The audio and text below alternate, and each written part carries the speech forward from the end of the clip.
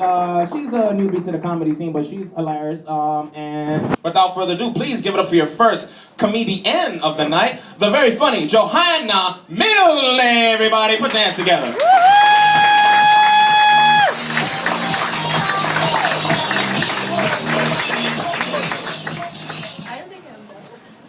Hi everyone, and I'm Johanna Milne, and Happy New Year to you all. I think I've been away from Sweden for about 25 years, which has made me realize how strange we are. You know, you say Happy New Year, that makes sense, but you also say today is the day before the day before the day before the dipping day. I mean, does anybody above 50 kind of know what they're, or below 50 know what they're referring to?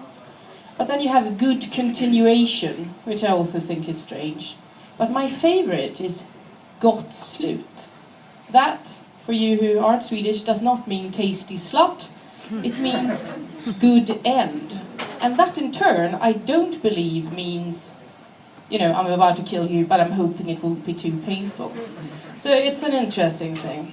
Anyway, I've been away for a long time, and, you know, I brought my British other half with me and my kids, and well, it's bad to leave your kids in a different country apparently when they're so small.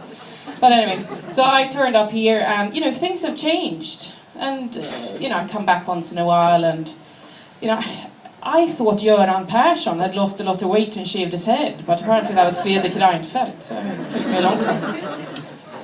But I've now been educated, because obviously you have YouTube, and I was looking on YouTube the other day, and I saw this Latte Lover song, which I thought was quite catchy.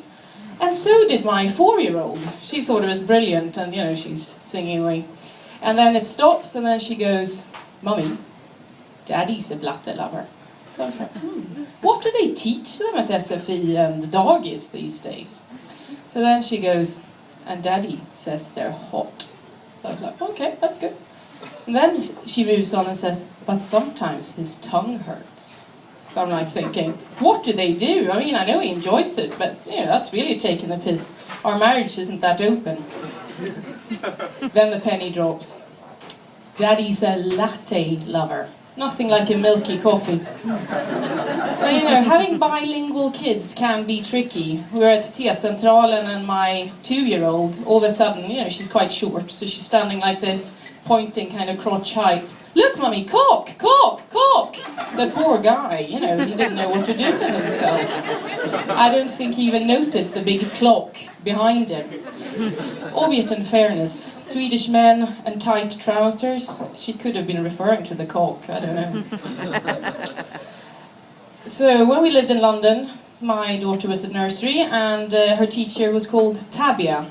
But L's are a problem, you know, it's the problem letter in our family. So she always called her Labia. And you know, you could see, this is in the city of competitive parenting. So you could see their other mums going, shit, I only teach my kids like arms, nose, mouth. And you could just picture them going home going, right, head, nose, come on Arabella, sweetheart, pay attention. Vagina, labia, clitoris. No, come on, focus. The meat curtain bit, that's the labia. Look, look, look. You know, it's gonna be embarrassing. But, you know, as a mother, you have a lot of pressures, you know, to regain your fabulous figure. I never had, you know, it's not terrible, but it's not brilliant. But I realized, you know, the big job now is hiding, you know, all the things you got.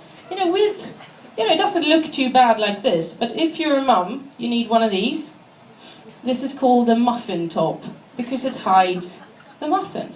You know, it definitely looks better with it down.